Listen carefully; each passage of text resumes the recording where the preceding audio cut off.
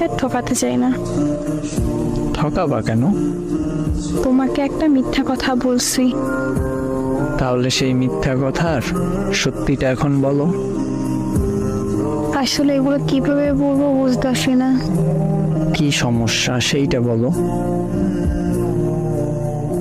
আমি আমাদের কলেজের একটা ছেলেকে অনেক পছন্দ করি। আর মিথ্যা কথা বলছি এইটা, এই ফোনটা আমার কাছেই থাকে সব সময়। আমি ওই ছেলের সাথে সব সময় কথা বলি।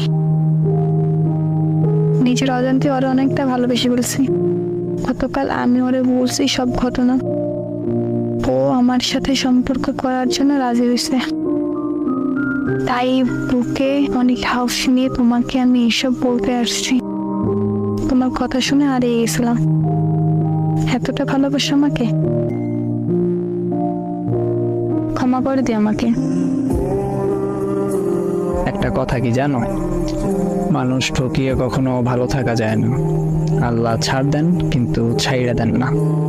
প্লিজ এইভাবে বলো না। আমি এখন তোমাকে কি বলবো সেটাই বুঝতে পারতেছি না। এমনও মানুষ হয়। আচ্ছা, আমার কমতি ছিল কোথায়? জানি না। তোমার অনেক চাহিদা ছিল যেগুলো আমি পূরণ করতে পারতাম না, সেটাই তো। এমন ভাবে বললো না প্লিজ। সত্যি কথা মুখে আটকায় না। যাই হোক, ভালো থেকো যদি পারো আর কি। তাইলে থাইকো ভালো।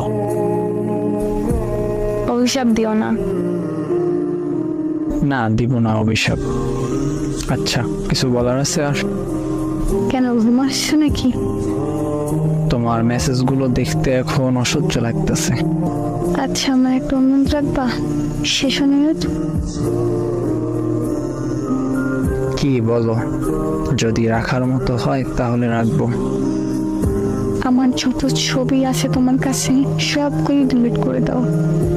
আমার নাম্বারটা ব্লক করে দাও।